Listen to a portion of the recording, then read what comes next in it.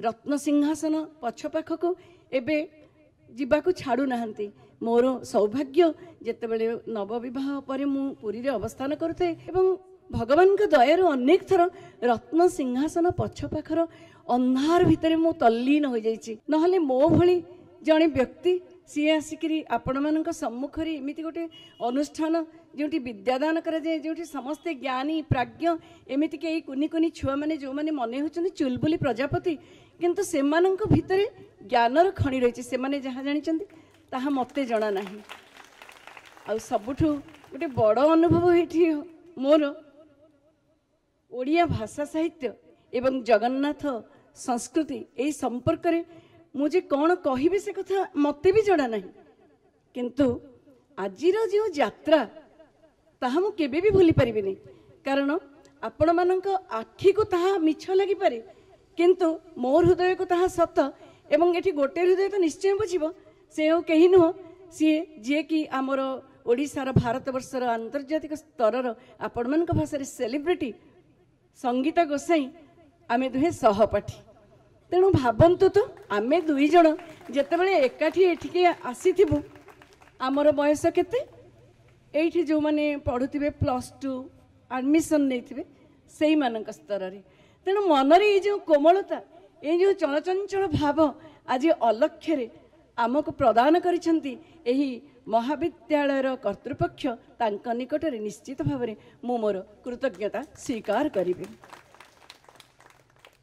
आज एमिति विधिबद्ध भाव में किसी अभिभाषण देवा तत्व तथ्यभित्तिक किसी कथा कहवा कहीं के जानी मोर मन डाकुनी। आउ सत कथा कहबी, सत कथा हूँ जेमिति गोटे छात्री परीक्षा हल बसी प्रश्नर उत्तर लिखुची एवं सेतेबेले कई जणे अध्यापक अध्यापिका आसी पहुँची जाइछन्ति पाखरे ठिया होइछन्ति तार कलमटा चालुनी टिके अटकी अटकी जाउची संकुचित लागुची। ठीक सेमिति मोर अवस्था, कारण जहाँ कुहाला जे विशिष्ट वक्ता एमिति लिखिछि सेमिति लिखिछि केते कौन कथा अतिथि परिचय प्रदान रे तांकर कारीगरी कौशल शब्दर ताहा प्रयोग करी विजयलक्ष्मी मते वर्णिले, किंतु कहिबाकू गले काणीचे मध्य मो जानिनी। एवं प्रकृत रे जगन्नाथଙ୍କ संपर्क रे जोठी देवता माने मध्य जानि परंती नाही। कुहा जाइछि श्लोक रे सेठी मनीष केते छार से बा कौन जानिबो आ ता पुणी मो परि जणे मनीष। हाँ एठी आउ गोटे खुशी मु निश्चित भाव में व्यक्त करी जे जेतेबेले मोर परिचय प्रदान करागला जे शेष भाग रे कुहागला सव्यसाचीर माँ पुणी संपर्क जोड़ाई जाइछि अर्चितार सासू। मु देखुथे प्रतिटी झीलंकर जो ओठ से ओठ धीरे धीरे प्रसारित होगा लगिला, स्मित से मुखमंडल सते कि सतेज फूल आ जो मु चुलबुली प्रजापति कहूली ना मते लगिला जे मो भीतर जमती शह शह प्रजापति उड़ी जाउछन्ति।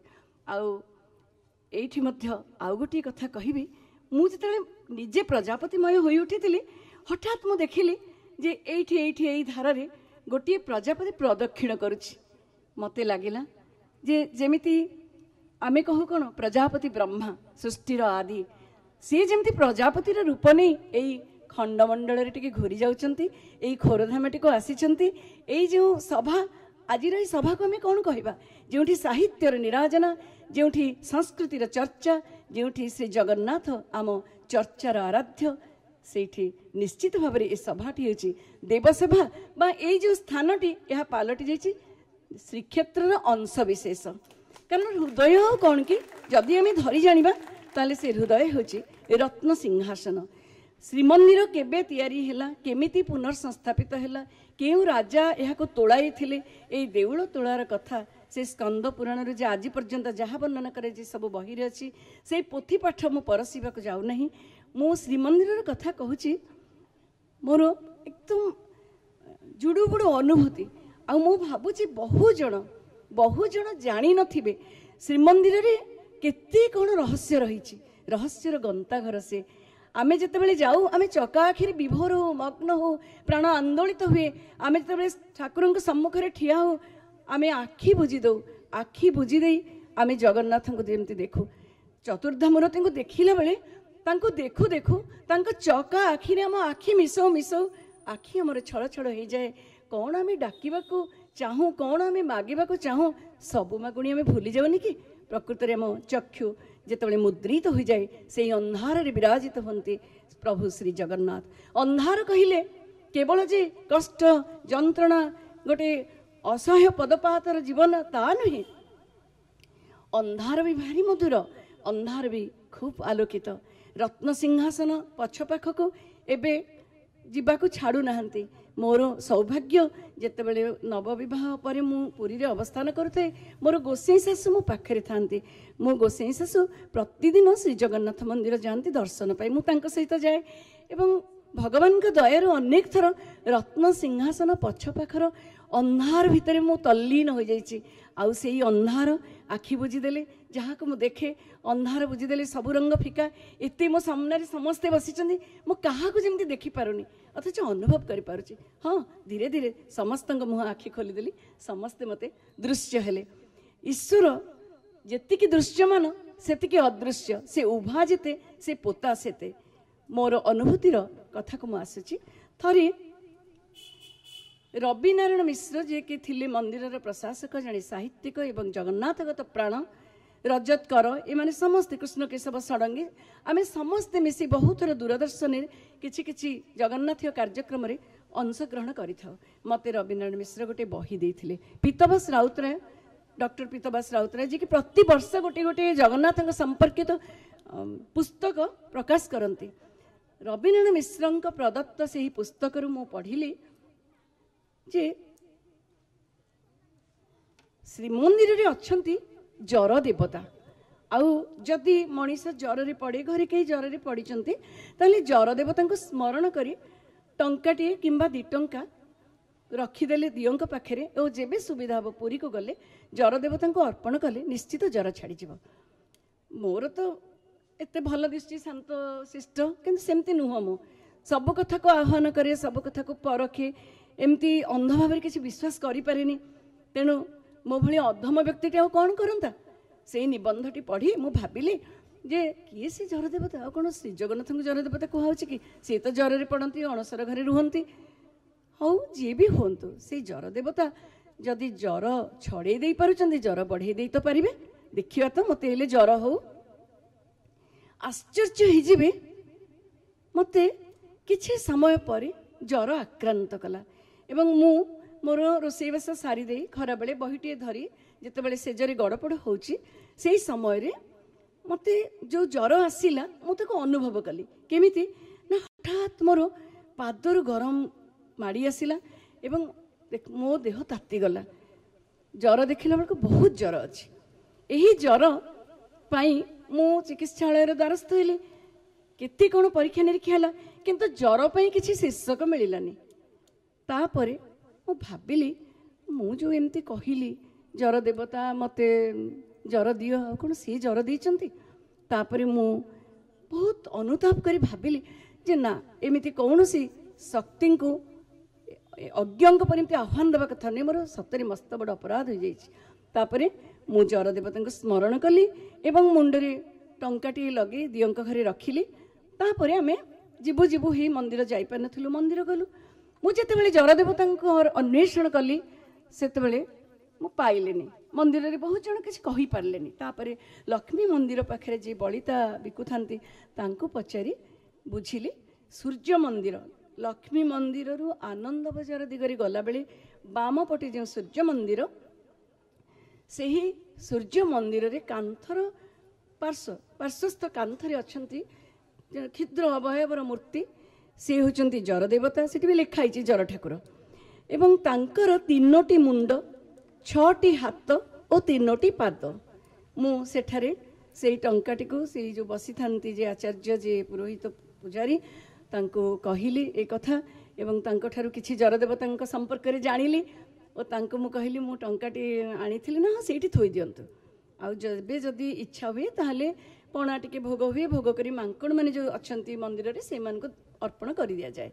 एमती नुआ कथा मु जानिली एवं से कहले आउ तमर मन तो सरल, तमे एठी टंकाटे थोइलणी, तमे निश्चय 5 टंका पाई जिवो। तापरे आमे जेतेबेले बुलाबुली करी फेरिलु मु सेतेबेले माँ सरस्वती पाखे प्रार्थना कली, हे माँ मु ଆପଣଙ୍କର ଏଇ ପୀଠକୁ ଆସିଛି, ମୋତେ ଗୋଟେ କଲମଟେ ମିଳନ୍ତାନି, ଏଇଠୁ କେଉଁଠୁ ଗୋଟେ କଲମଟେ ମିଳନ୍ତି, ପାଆନ୍ତି ମୁଁ କଲମଟିଏ, ତାହେଲେ ମୋତେ ଲାଗନ୍ତା ଯେମିତି ବ୍ରହ୍ମ ଆଶିଷ ମୋ ସହିତ ରହିଲା। ଏଇଭଳି ମୋର ପ୍ରଗଳ୍ଭତା ଟିକେ ଟିକେ ଅଛି, ଏଇକୁ କହିପାରିବା ଆମେ ପାଗଳାମୀ ବୋଲି।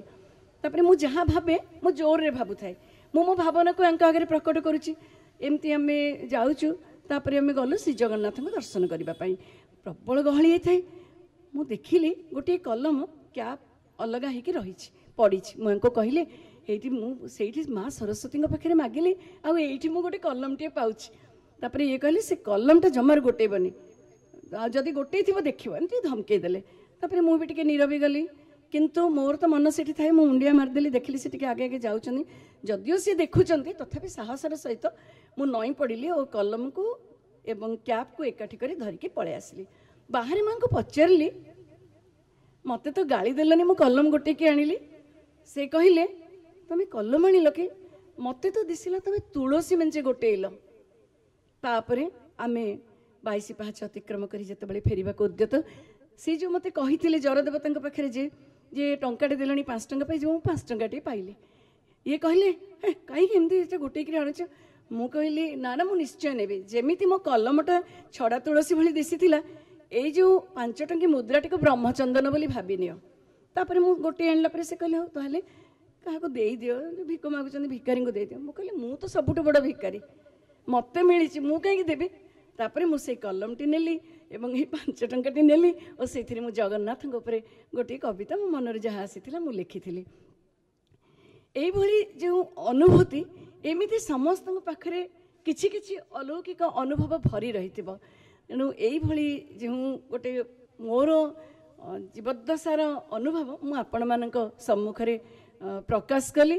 ଆଉ ଇଏ ଗୋଟେ ନିଆରା କଥା, ଇଏ କ'ଣ ବହିରୁ ମିଳିବ କି ପଢ଼ିବା ପାଇଁ? ଆଉ ଜୀବନ କ'ଣ? ଜୀବନ ଗୋଟେ ବହି। ସାହିତ୍ୟ କ'ଣ କି? ସାହିତ୍ୟ ହେଉଛି ଆମ ଜୀବନ।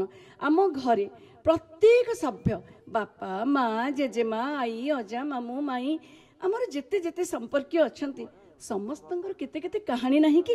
ଏମିତିକି ଆମ ନିଜ ଜୀବନର, ଆମର ଆଗତ ଭବିଷ୍ୟତ, ତାହା ଗୋଟେ ସାଧା କାଗଜର ଖାତାଟିଏ। ସେଠି କ'ଣ ଲେଖା ହେବ ଆମକୁ ବି ଜଣା ନାହିଁ, କିନ୍ତୁ ତଥାପି ବି ଜଣା ଅଛି, କାରଣ କର୍ମର ଲେଖନୀରେ ଆମେ ହିଁ ଲେଖିବା ସେଇ ଖାତାକୁ। ଆଉ ଆମେ ସବୁବେଳେ ଏକକାଳୀନ ଯେଉଁ ସବୁ ସମୟକୁ ସାମ୍ନା କରୁ, ସେ ସମୟ ଯେ ଆମ ପାଇଁ ସବୁବେଳେ ଗୋଲାପ ଫୁଲ ହିଁ ପରସି ଦେବ, କିଛି କଷ୍ଟ ନଥିବ, ସେ କଥା ତ ନୁହେଁ। ଜୀବନ ସବୁବେଳେ କଣ୍ଟକିତ, ତଥାପି ଆମେ ଜୀବନକୁ ଆଦର କରୁ। ଆଉ ଯେତେବେଳେ ଆମେ ଯନ୍ତ୍ରଣାଗ୍ରସ୍ତ ହଉ, ସେତେବେଳେ ଆମ ପାଇଁ ଆଶାର ଦିଶା କିଏ ଖୋଲିଦିଏ? ସେଇ ଯେଉଁ ଆଧ୍ୟାତ୍ମିକ ବିଶ୍ୱାସ। ଆଧ୍ୟାତ୍ମିକତା କ'ଣ? ଆମେ ପ୍ରକୃତରେ ଗୋଟେ ଧର୍ମୀୟ ଧାରା ଭିତରେ ଆମର ଭାବ, ଭାବନା, ଚିନ୍ତା, ଚେତନାକୁ ନିମଜ୍ଜିତ କରିବା କଥା ନୁହେଁ। କାରଣ ଆମର ସନାତନ ଧର୍ମ, ଆମ ଧର୍ମ ଏତେ ପ୍ରସାରିତ, ସାରା ବିଶ୍ୱକୁ ଆଲୋକିତ କରୁଛି, ଶାଣିତ କରୁଛି। ଆମର ଯେଉଁ ଜ୍ଞାନର ମାଧ୍ୟମ, ତାହା ହେଉଛି ଆମର ଏଇ ଜଗନ୍ନାଥୀୟ ସଂସ୍କୃତି, ଏଇ ଜଗନ୍ନାଥୀୟ ଧର୍ମଧାରା। ସେଇ ସୂର୍ଯ୍ୟନାରାୟଣ ମନ୍ଦିରରେ 3ଟି ମୂର୍ତ୍ତି ବସିଛନ୍ତି। ଏଇ ନିକଟରେ ଏଇ 17 ତାରିଖ ଦିନ ମୁଁ ଯେତେବେଳେ ଯାଇଥିଲି ଏଇ ପରିକ୍ରମା ପ୍ରକଳ୍ପର ଆକର୍ଷଣରେ ଟାଣି ହୋଇ, ସେଠାରେ ମଧ୍ୟ ମୁଁ ମୋର ଅନୁସନ୍ଧିତ୍ସ ମନକୁ ସବୁବେଳେ ସୁଯୋଗ ପାଇଲେ ନିଶ୍ଚିତ ଭାବରେ ଅନୁତ୍ତରିତ କରି ରଖେ ନାହିଁ। ତେଣୁ ମୁଁ ଉତ୍ତର ପାଇଥିଲି ଯେ ସାଧାରଣରେ ସେମାନେ କହୁଛନ୍ତି ଯେ ସୂର୍ଯ୍ୟନାରାୟଣ, ଚନ୍ଦ୍ରନାରାୟଣ, ରବି ନାରାୟଣ। ମୋର ଆଗ୍ରହ ଦେଖି ପୂଜକ ମୋତେ କହିଲେ କେବେ ଦେଖିଛନ୍ତି ଏ ଭିତର? ମୁଁ କହିଲି ନା, ମୁଁ କେବେ ଭିତରକୁ ଯାଇନି। ତାପରେ ସେ ମୋତେ ଭିତରକୁ ବାଟ କଢ଼େଇ ନେଲେ। ଆଶ୍ଚର୍ଯ୍ୟ ହେଇଯିବେ, ପ୍ରକୃତରେ କେତେ ଯେ କେତେ ଏମିତି ଅଜଣା କଥା ସବୁ ଲୁଚି ରହିଛି। ସେ ଯେଉଁ ବିଗ୍ରହ ବସିଛନ୍ତି ପିତ୍ତଳର 3 ଦିଅଁ, ତାଙ୍କ ପଛ ପାଖରେ ଗୋଟେ ସୁନ୍ଦର କଳା ମୁଗୁନି ପଥରର ସୂର୍ଯ୍ୟ ଦେବତା ଅଛନ୍ତି। ଅଧା ଅନ୍ଧାର ଅଧା ଛାଇରେ ତାଙ୍କର ଯେଉଁ ବିରାଜମାନ ରୂପ, ତାହା ମୋତେ ଅଭିଭୂତ କରିଦେଲା। ତେଣୁ ଜଗନ୍ନାଥ ମନ୍ଦିରରେ ଏମିତି ବି ଅଛି, ମୋ ଶାଶୁ ଯେତେବେଳେ କୋମାରେ ପଡ଼ିଥିଲେ, ଯେତେବେଳେ ନା ସେ ଜୀବନର ନା ସେ ମୃତ୍ୟୁର ଗୋଟେ ସନ୍ଧିକ୍ଷଣ, ଯେତେବେଳେ କି ସମସ୍ତେ ଲୋଡ଼ନ୍ତି ତାଙ୍କର ମୃତ୍ୟୁ ଏବଂ ନିଜ ଲୋକେ ଭାବନ୍ତି ହଁ ସତରେ ଏ ତ ମୃତ୍ୟୁ ନୁହେଁ, ଏ ଯନ୍ତ୍ରଣାର ମୁକ୍ତି, ଏ ହିଁ ଜୀବନର ମୁଖ୍ୟ।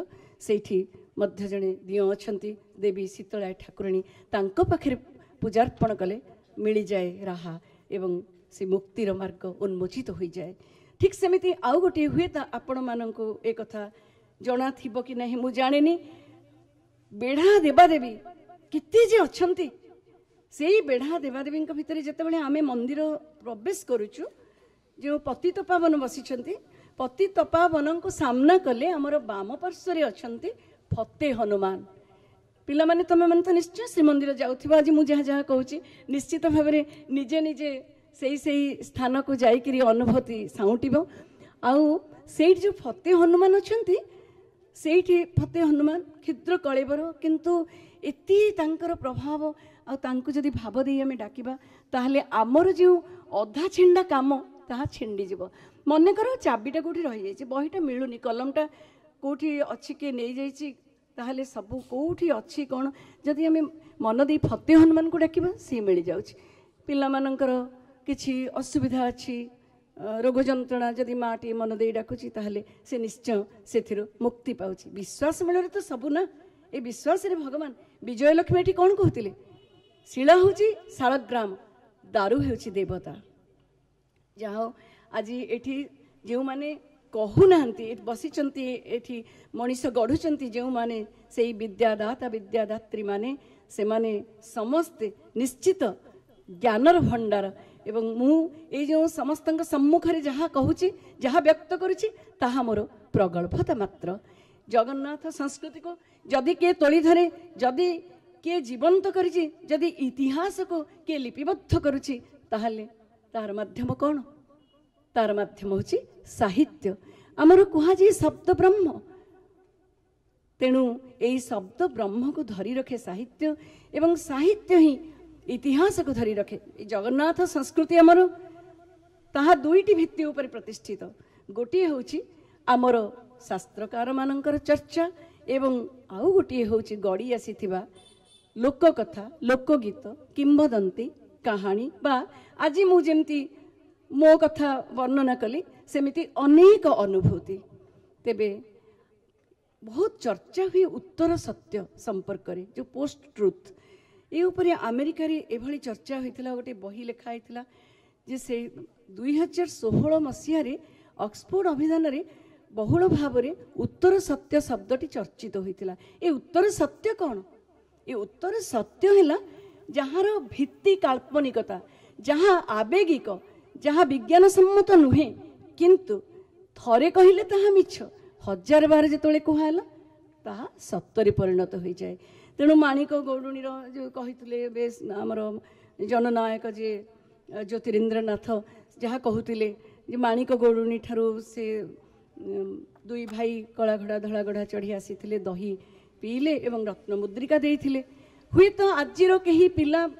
जो माने विज्ञान रे बाट चलुचंती से माने कहिबे ए सब खाली गोटे गड़ी आसी कथा किंतु ना सेई कथा रो जो कल्पना रो कारुकार्य ताहा ही आमको आग को नब कल्पना नथिले सृजनशीलता नथिले ए जीवनटा खाली जीवन पर ही रहिबो आउ जीवन कहिले जेमिति आमर ई पृथ्वी 3 भाग जल आउ भागे स्थल रे गढ़ाई सेमती आम जीवन सुख भागे आउ दुख 3 भाग रे किंतु तथापि मनीष कौन तार आशा हरईदेव तार आशा के हरई पारबनी कारण आश्वासन मथानता सब बेले प्रभु श्री जगन्नाथ से आमर प्राणर आराध्य आमे जगन्नाथ संस्कृति जदि किसी शिक्षा करवा साहित्य माध्यम ताहले ताहा देखो जो प्राकृतिकता प्रकृति सहित आम एवं सेमती जोड़ी होकर रोने विच्छिन्न हो जाऊे प्रकृति को आम भल पाने आम भितर केते जण आम गछ लगाऊे गचरे बरंग आम एमती दृश्य देखुचे जदि कहीं फुल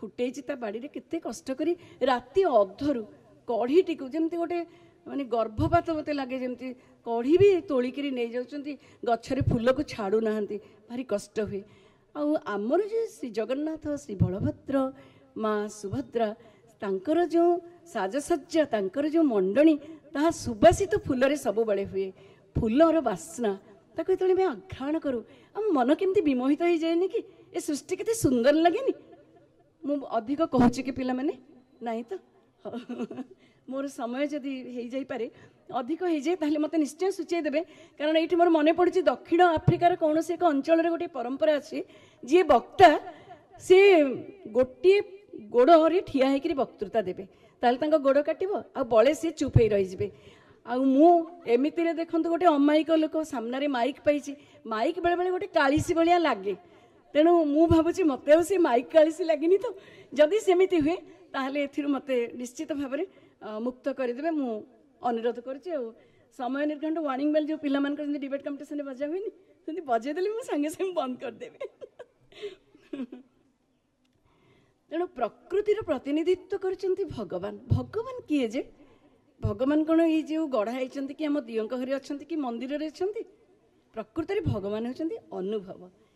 आमती अनुभव करू करू मन पड़ुछि मोर नित्यानंद महापात्र उक्तिटीए ए जीवन मोर अति आपणार हाथे धरी नीति देखे बार बार केते जे बौद्ध आसे माड़ी माड़ी फूलर सुरभि फूलर पाखुड़ा जाए झड़ी झड़ी ए जीवन मोर केबे ते उच्छ्वास केबे गुरुभार ए जीवन मोर अति आपणार ए जीवन मोर अति आपणार। तेणु ये जो जीवन आपको आम भल पाऊ आउ मु जो आपण मानक कहली जे आम जो साधा खाताटी अलिखित खाताटी को आम कर्मर लेखनी रे भरिबा एई माटीर उत्कल भारती कुंतला कुमारी लिखिथिले जीवन नुहे मो सपन छलना जीवन आनंदमय हे करम लगी मु जन्म लभिछि करमे लभिबी जय हे। किए अधिक पढ़िला बहुत नंबर आनिला किए गीत बोलिकी प्रथम पुरस्कार पाईगला भाषण दे सबु बेले सी ही प्रथम पुरस्कार टी मारि नौची से सब किछि माने रखेनी। प्रकृत जीवन को अर्थपूर्ण करवा आमे प्रतियोगितार भाग नवा सेटा बहुत बड़ कथा कौन भांगी पड़ानी। आ जो कहली प्राकृतिक कथा जो प्रकृति को भल पाइबार जो संदेश जहाँ जगन्नाथ संस्कृति देछि ठीक सेमिति आउ गोटे बहुत बड़ कथा एबे आमे जितेबाला छिन्नमूल होई बंचुचे आम माटी को भल पाउने आम माँ प्रति आमर कर्तव्य करूने आम मातृभाषा प्रति आम विमुख हो जाउछे से समय मु आपनमानकर दृष्टि आकर्षण करुच्ची। से जगन्नाथंकर जो समन्वित रथ यात्रा जितेबाला सी जाती माउसी घर को संपर्क निभाती से जो माउसी घर तांकर से जन्मवेदी तांकर से जन्मपीठ आमर जन्म स्थान सतरे किती महिमा मंडित आ जन्म न होकर भी यही माटी को यही कॉलेज को मु थरे आसी बीणापाणी शिशु मंदिर को भी थरे आसी एवं ये खोर्धार रे थिबा बाजपुर सी मो मामू अजांक घर। तेणु मत ना एत भल लगुच मोर प्रिय माटी को मुझे माटी को आम भल पाइबा पिला माने तमें मैंने निश्चित भाव में बेले बेले माँ पाखे अली करूब तमें पिज्जा बर्गर खाइबा को टिके बेसी बेसी भल पाउथिबो किंतु माँ जो कष्ट करी काकेरा मंडा गढ़ुची से काकेरा मंडा को भी भल पाइबा को पड़िबो से ही होची हमर परंपरा। आम परंपरा को मैं विस्मृत हबा नहीं। आज जदि आम भाषार कथा कहूचे ताहले एई भाषा ताकू आम केमिति बंचेबा। एबे आमे एठी ओडिया रे कथा हे गले कि अभिभाषण प्रदान करदेले साहित्य बंची जीवो से कथा तो नुहे। ताहले भाषा जननी प्रति सम्मान माटी प्रति ममत्वबोध एवं भाषा प्रति जो अंगीकारबद्धता ताहा किपरि आमे रक्षा करि परिबा।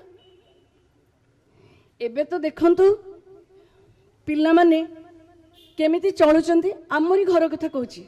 थरे मो सान पुअर पुओ नाती को धरी 3 वर्षर मु जाऊची गोटे घर आ गोटे घर को गोटे झिटिपिटी मो पाखापाखि होगला मु कहली इलो बोलो मो नाती कहला ओ माय गॉड।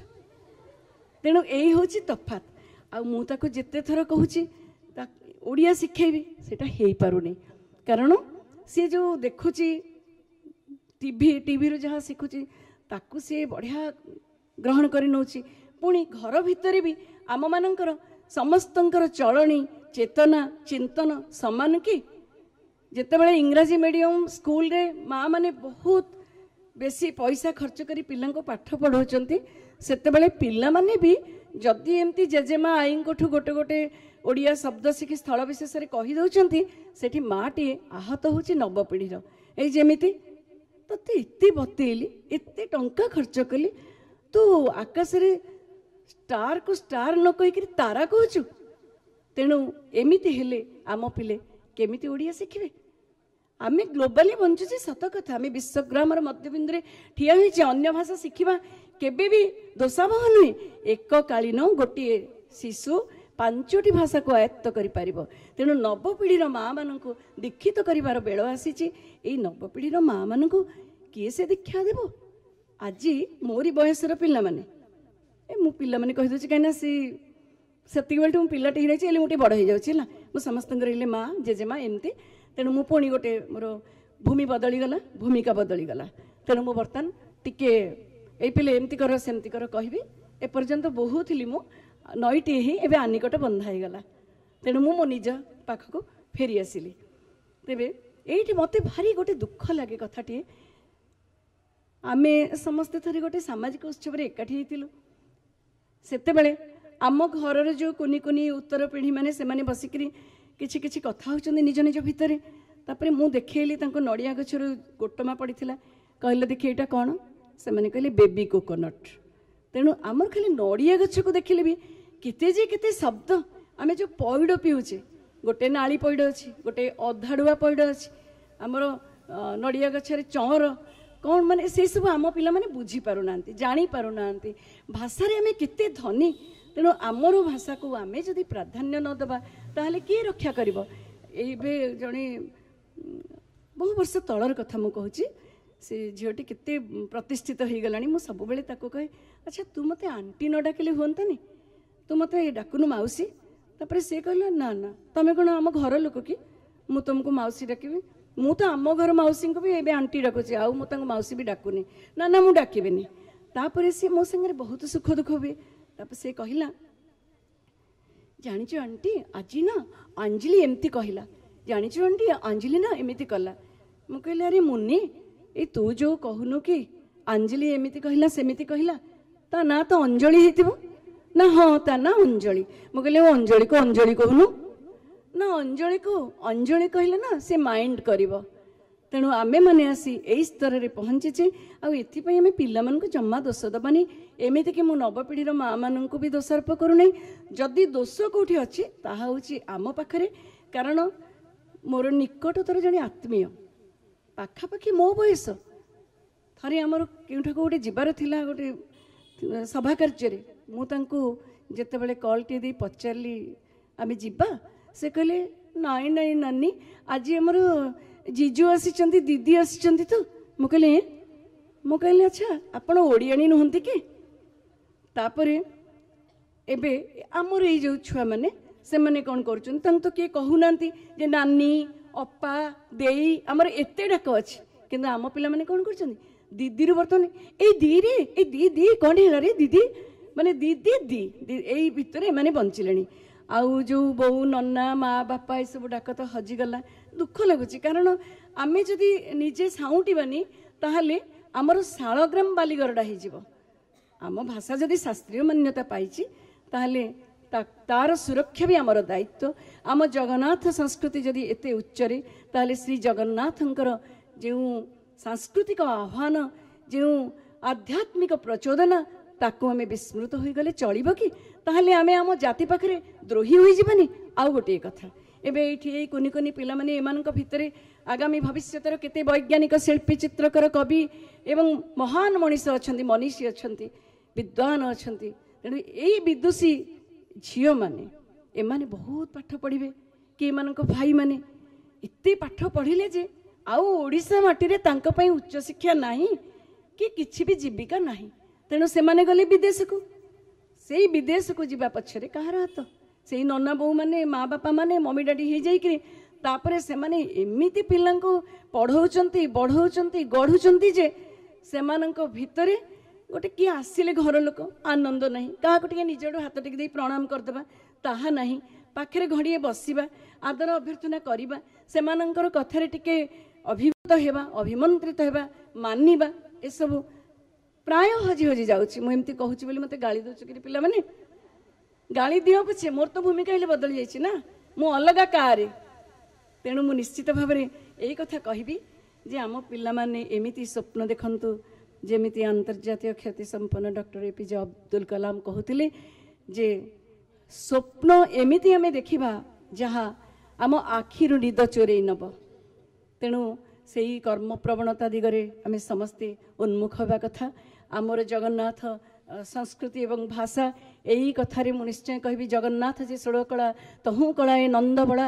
ଥରେ ଉଦ୍ଧବ ଆଉ ଶ୍ରୀକୃଷ୍ଣଙ୍କର ଗୋଟିଏ କଥୋପକଥନ।